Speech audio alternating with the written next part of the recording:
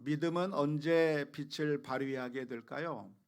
믿음이 있다고 하는 것이 정말 참 좋구나, 믿음이 정말 너무나도 유익하다고 하는 사실을 언제 알 수 있겠습니까? 그것은 위기 가운데 알 수 있습니다. 촛불을 켜놓으면 그 촛불은 어둠 가운데 있을 때 그 빛이 비추는 것을 잘 알 수 있는 것처럼, 위기의 순간이 될 때에 믿음을 가지고 있다고 하는 것이 정말 위대하구나 하는 것을 깨닫게 될 것입니다. 평상시에는 믿음이 있는 사람이나 믿음이 없는 사람이나 별반 다를 게 없어 보이게 될 겁니다. 마치 촛불을 대낮에 켜놓으면 촛불이 켜 있는 줄도 모를 정도로, 밝은 대낮에는 촛불을 켜 놓아봤자 별로 의미가 없이 느껴지게 될 겁니다. 하지만 저녁 때가 되면 그 촛불 하나가 어둠을 밝히는 것처럼 위기의 순간이 다가올 때 우리의 믿음은 정말 놀라운 힘과 능력을 발휘하게 된다고 하는 사실을 깨닫게 될 것입니다. 마치 반석 위에 세운 집과 모래 위에 세운 집과도 같습니다. 예수님께서는 반석 위에 세운 집 그리고 모래 위에 세운 집에 대해서 말씀해 주셨는데요, 그 두 집은 평상시에는 차이가 없습니다. 반석 위에 세운 집에도 들어가 살 수 있고 모래 위에 세운 집에도 충분히 들어가 살 수 있습니다. 평상시에는 그렇습니다. 하지만 갑자기 홍수가 나고 비가 내리고 우기가 되면 그때는 문제가 달라집니다. 혹시 여러분 그 동영상을 통해서 중동 지방에서 종종 발생하는 와디라고 하는 곳에 물이 갑자기 들이닥치는 그런 동영상을 혹시 보신 적이 있으십니까? 제가 보여드리고는 싶지만 요즘 하도 저작권 문제가 문제가 많이 되기 때문에 제가 보여드리지는 못하고, 나중에 오늘 집에 가셔서 동영상을 한번 검색해 보시기 바랍니다. 와디, 홍수 지금 찾지 마시고 그래서 검색해 보시면 맑은 하늘 아래 좀 괜찮은 것 같은데 갑자기 어느 곳에서부터 물줄기가 막 쏟아집니다. 그것이 어디냐면 바로 우기가 되면 저 상류에서부터 물이 쏟아져 내려서 밑으로 흐르는 것인데요, 그런데 예수님께서 말씀하신 그 모래 위에 세운 집이라고 하는 것은 바로 중동 지방에 있는 바로 그 와디라고 하는 곳에 세운 집을 의미하는 겁니다. 그래서 그 와디라고 하는 곳에 집을 세워놓으면 평상시는 괜찮은 것 같은데, 그런데 우기가 되고 상류 지방에서 홍수가 나게 되면 물이 세차게 흘러 내려와서 결국 그 집은 다 파손이 되어버리고 사람이 살 수 없는 것과 마찬가지가 되는 것이죠. 똑같은 집인 것 같지만, 그런데 우기가 되면 반석 위에 세운 집과 모래 위에 세운 집이 차이가 나는 것과 마찬가지입니다. 예수님의 비유 가운데 10처녀의 비유가 있는데요, 기름을 준비한 5명의 처녀와 기름을 준비하지 아니한 5명의 또 다른 5명의 처녀가 있는데, 그 10명의 처녀들은 별로 다를 게 없습니다. 언제? 신랑이 오기 전까지는 아무런 차이가 없습니다. 같이 재미있게 이야기하고 같이 사이좋게 대화를 나눌 수 있는 친구들처럼 지내게 되는 겁니다. 하지만 밤이 되고 신랑이 왔다고 하는 사실을 듣게 되었을 때에, 신랑이 왔다고 하는 그 기쁜 소식 가운데 기름을 준비하지 못한 처녀들은 우왕좌왕할 수밖에 없는 겁니다. 촛불을 밝힐 수가 없는 겁니다. 등불을 밝힐 수가 없는 겁니다. 하지만 그 순간에 기름을 준비한 사람들은 등불을 밝히 들고 그리고 신랑과 함께 혼인잔치에 들어간다고 하는 점에 있어서 차이가 있을 것입니다. 믿음이 있는 것도 역시 마찬가지입니다. 사람들이 다 똑같아 보이지만, 평상시에는 괜찮은 것처럼 보이지만, 믿음이 있는 사람과 믿음이 없는 사람은 위기의 순간이 되면 그 모습이 완전히 180도로 달라지게 될 겁니다. 인생의 위기 가운데 믿음이 있는 사람은 믿음이 없는 사람과는 달리 반응하게 될 것이고 엄청난 능력을 발휘하게 되는 모습을 볼 수가 있을 것입니다. 오늘 우리는 히브리서 11장의 말씀을 함께 읽었는데요. 히브리서 11장은 믿음의 장이라고 불리는 책이고, 그리고 히브리서 11장 앞부분에서는 그 위대한 믿음의 사람들의 이야기를 한 명씩 이야기를 했습니다. 아브라함의 믿음에 대해서, 모세의 믿음에 대해서 여러 믿음의 위인들의 이야기를 하는 가운데 우리는 지난주에는 라합의 믿음에까지 살펴보았는데요. 오늘은 그 이후의 내용들을 설명하면서 오늘 본문은 그 믿음의 사람들을 일일이 하나씩 다 구체적으로 어떤 믿음을 가졌는지, 그 믿음으로 구체적으로 어떤 상황 가운데서 놀라운 능력을 발휘하게 되었는지를 설명하지 않고 이제는 뭉뚱그려서 모든 사람들에 대해서 여러 가지 이야기들을 해주고 있습니다. 아마 모든 사람들의 이야기를 다 하려고 하면 종이가 모자라겠죠. 그래서 이제는 요약하면서 믿음에 있는 사람들은 어떻게 위기 가운데 승리할 수가 있었는지 구체적으로 묘사하지는 않았지만 요약해서 설명하고 있습니다. 그런데 오늘 본문의 말씀을 보면 설명하고 있는 가운데 두 가지로 설명하고 있다고 하는 점을 볼 수가 있습니다. 먼저 첫 번째는 어떤 사람들을 설명하고 있냐면 이 믿음의 사람들은 아주 위대한 일을 이루어냈다는 것을 설명하고 있습니다. 32절부터 34절의 말씀이 바로 그 말씀입니다. 내가 무슨 말을 더 하리요? 기드온, 바락, 삼손, 입다, 다윗 및 사무엘과 선지자들의 일을 말하려면 내게 시간이 부족하리로다.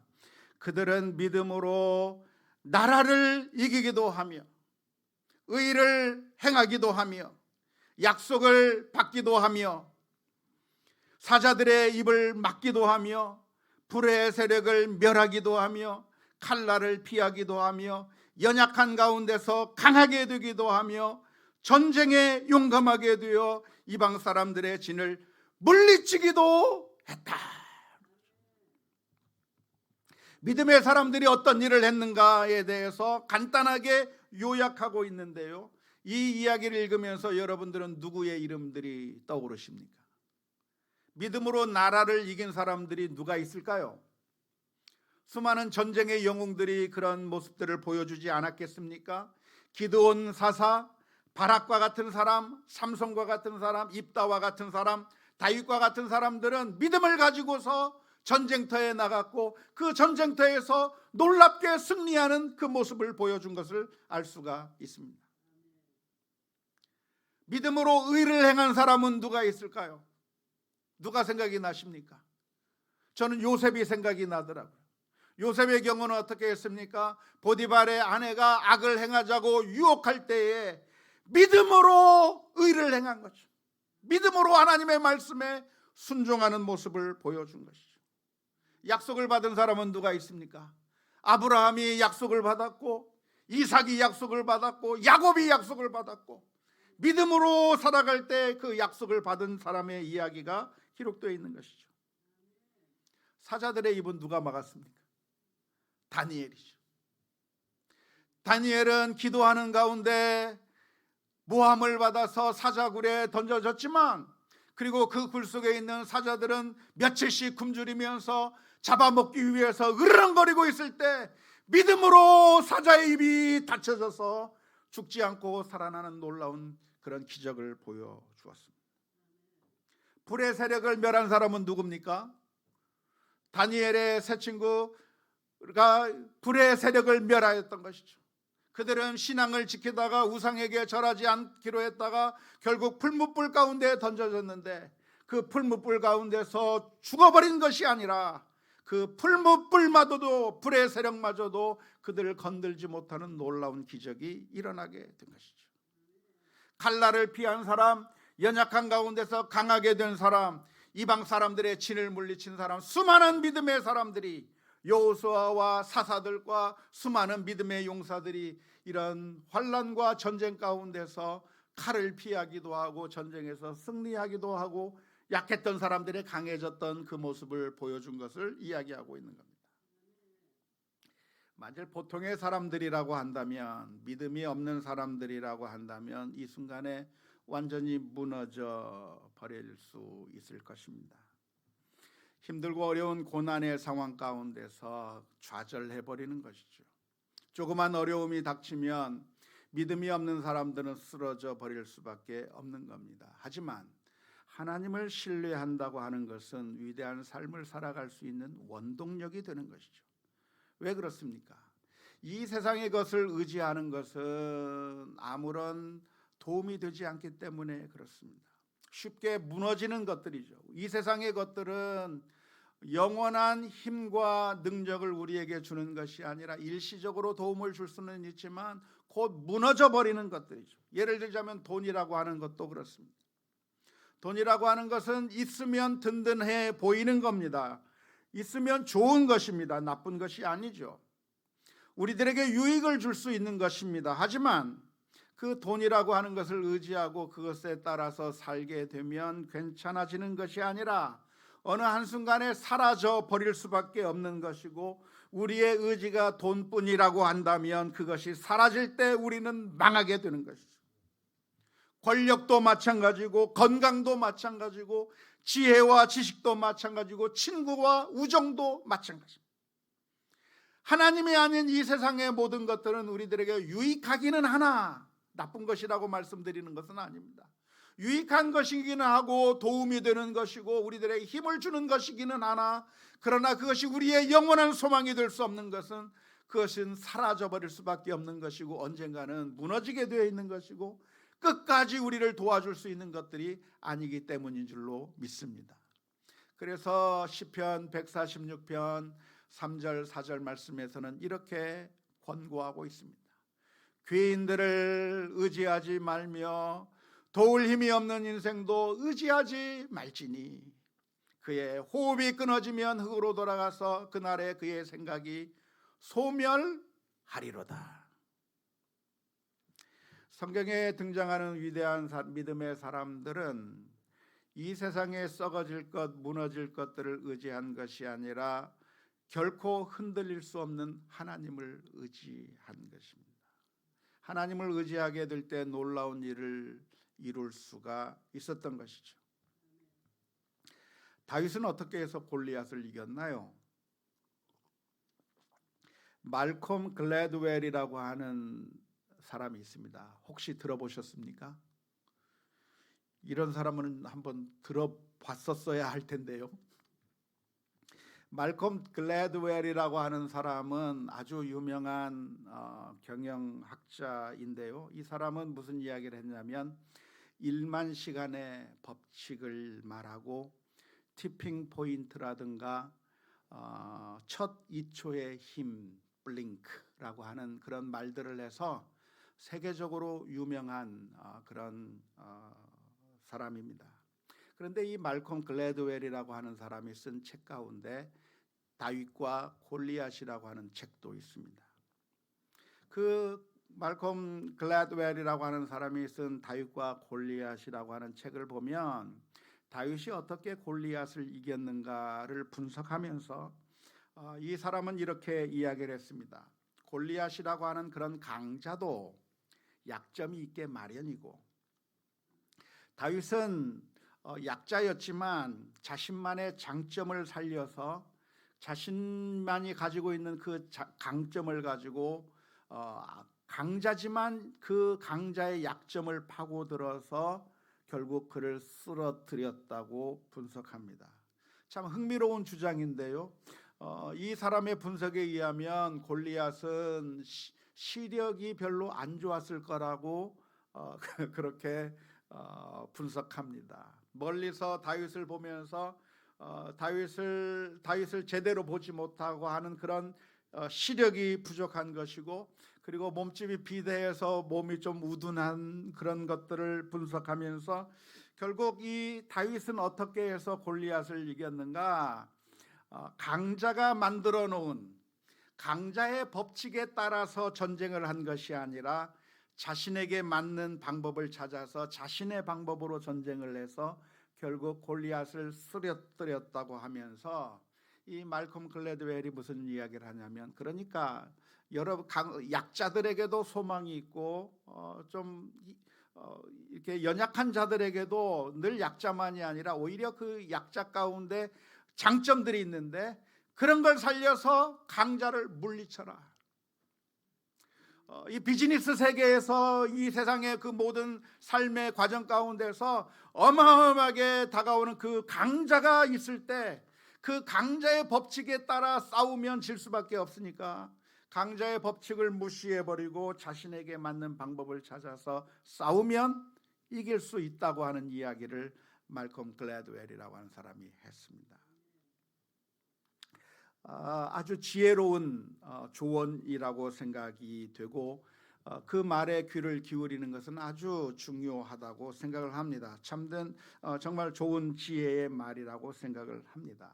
하지만 다윗이 골리앗을 쓰러뜨린 것은 성경의 표현에 의하면 그가 무엇인가 대단한 작전을 잘 세웠고 자신만의 장점을 잘 찾았기 때문이라기보다는 하나님을 전적으로 신뢰했다고 하는데 성경은 그 이야기를 해주고 있는 것입니다.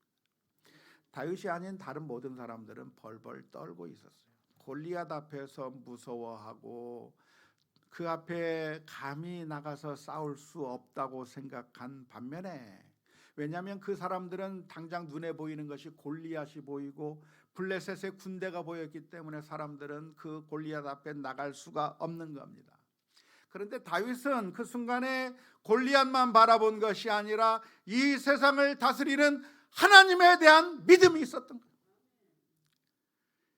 아무리 골리앗이 크고 강하다고 할지라도 이 세상은 하나님께서 다스리는 것이며 하나님께서 이스라엘 민족을 사랑하시고 도우신다고 하는 그 사실을 믿었기 때문에 다윗은 담대하게 골리앗 앞에 나갈 수가 있었던 것이죠. 그래서 사무엘상 17장 45절에 보면 다윗이 이렇게 고백합니다. 다윗이 블레셋 사람에게 이르되 너는 칼과 창과 단창으로 내게 나아오거니와 나는 만군의 여호와의 이름 곧 내가 모욕하는 이스라엘 군대의 하나님의 이름으로 내게 나아가노라. 만약 하나님에 대한 믿음이 없었다고 한다면 다윗은 그 앞에 나갈 수가 없었던 것이죠. 그러니까 믿음의 사람들은 어떤 일을 하는가? 위대한 일들을 해내는 거예요. 그것이 오늘 히브리서 11장에서 이야기해주고 있는 한 면입니다. 믿음의 사람들은 무엇을 하는가? 위대한 일들을 이루어낸다. 그런데 두 번째 부류에 대해서도 설명합니다. 이번에 나오는 두 번째 부류는 믿음의 사람들은 어떻게 했는가? 위대한 일을 이룬 것은 아닙니다. 다윗처럼 골리앗을 쓰러뜨리거나 어마어마한 업적을 나타낸 것은 아니지만, 그러나 이 두 번째 부류의 사람들은 무엇이냐면 힘들고 어렵고 고통스러운 그런 상황 가운데서 완전히 무너진 것이 아니라 참고 인내하고 견딜 수 있었다고 기록하고 있습니다. 35절부터 38절까지의 말씀입니다. 여자들은 자기의 죽은 자들을 부활로 받아들이기도 하며 또 어떤 이들은 더 좋은 부활을 얻고자 하여 심한 고문을 받되 구차히 풀려나가기를 원하지 아니하였으며 또 어떤 이들은 조롱과 채찍질뿐 아니라 결박과 옥에 갇히는 시련도 받았으며 돌로 치는 것과 톱으로 켜는 것과 시험과 칼로 죽임을 당하고 양과 염소의 가죽을 입고 유리하여 궁핍과 환난과 학대를 받았다고 그랬습니다. 이런 사람은 세상이 감당하지 못하느니라. 그들이 광야와 산과 동굴과 도굴에 유리하였느니라. 믿음을 가지고 있으면 다 위대한 일을 하는 것은 아니고 믿음이 있다고 해서 다 전쟁에서 승리하는 것은 아니지만, 그러나 이 사람들은 어떤 사람들이었냐면 고난을 당하는데 그 고난을 인내할 수 있었다는 것이죠. 참아낼 수 있었다는 것이죠. 믿음을 가지고 있으면 다 다윗처럼 골리앗을 쓰러뜨리는 것은 아닐 겁니다. 믿음을 가지고 있다고 해서 다니엘처럼 전부 사자의 입을 막을 수 있는 것은 아닐 겁니다. 하지만 두 번째 부류에서 말하고 있는 것이 무엇이냐면, 믿음을 가지고 있었기 때문에 시련과 고통을 참아낼 수가 있었다고 하는 것이죠. 믿음을 가지고 있다고 하는 것은 잘 되는 것만 있는 것이 아니라 때로는 박해를 당하기도 하고 어려움을 당하게 되기도 합니다. 그렇게 박해와 고통을 당하는 것은 너무나도 힘든 일이어서 정말 견디기가 어려운 것이죠. 그렇게 견디기 어려울 때 사람들은 이내 믿음을 잃어버리게 될 텐데, 그런데 믿음이 없지 않고 믿음을 가지고 있는 사람들이라고 한다면 그런 순간에 믿음으로 견디고 인내하는 모습을 보여줄 수가 있었다고 하는 것이죠. 어떻게 해서 믿음이 있는 사람들은 견딜 수 있습니까? 왜냐하면 이 세상을 다스리는 하나님에 대한 믿음 때문에 그렇습니다. 이 세상에서 일어나는 일들이 그냥 우연히 일어나는 것이 아니라 지금 우리들의 눈앞에는 악이 승리하는 것 같고 엉망진창으로 돌아가는 것 같고 뒤죽박죽인 것 같고, 그래서 이 세상이 너무나도 고통스러워 보이지만 믿음이 있는 사람은 무엇을 믿는 겁니까? 하나님을 믿는 것이죠. 하나님을 믿는 것인데 그 하나님께서는 이 세상을 다스리시고 하나님의 섭리와 계획과 주권 가운데 이 세상을 다스린다고 하는 사실을 믿는 그것 때문에 견딜 수가 있는 겁니다. 참새 한 마리가 땅에 떨어지는 것도 그냥 떨어지는 것이 아니라 하나님께서 허락하셔야 땅에 떨어지는 것인데, 지금 내게 닥치는 그런 고통과 고난과 아픔들이 그냥 주어진 것이 아니라 사실은 하나님의 컨트롤 속에 있다고 생각한다면, 그러면 기꺼이 견딜 수가 있는 것이죠. 요즘 유명한 그 프로그램 중에 가짜 사나이 이러고 들어보셨습니까? 가짜 사나이. 이근대위가 하는 그런 가짜 사나이 뭐 이런 프로그램이 있는데, 군인으로서 UDT 훈련을 받고 네이비 실 훈련을 받고 하는 그 모습을 보면 정말 혹독한 훈련을 하는 거예요. 그런데 놀라운 것은 그 혹독한 훈련을 하는데 대부분 다 견뎌내고 있어요. 왜 견뎌낼까요? 막 바닷속에 쳐넣기도 하고 막 죽일 것 같기도 하고 하는 그런 엄청난 훈련인데 어떻게 그런 힘들고 고통스러운 훈련을 어떻게 견딜 수 있을까요? 막 욕을 들어가면서까지 비인격적인 대우를 당하면서까지도 견딜 수 있는 이유가 무엇입니까? 그것은 내가 지금 훈련을 받고 있구나 라고 하는 것을 알고 있기 때문에 그렇습니다. 훈련을 받고 있는 것이고, 지금 내가 당하는 이 혹독한 것들은 나를 죽이기 위해서 이러한 것을 하는 것이 아니라 훈련의 과정 가운데 있으며, 결국 이런 훈련의 과정이 끝난 다음에는 내가 좀 더 강인해지고 서바이벌 능력이 생기고, 그리고 우리 같이 협력하는 그런 힘도 생기고 하는 그 결과가 있을 것이라고 하는 사실을 알고 있기 때문에 견디는 거죠. 근데 그게 아니라 어느 날 길을 가다가 납치를 당해서 그런 일을 당한다면 공포스럽고 견딜 수 없을 겁니다. 왜냐하면 그것이 나를 죽이려고 하는 것처럼 느껴지기 때문에 그런 거죠.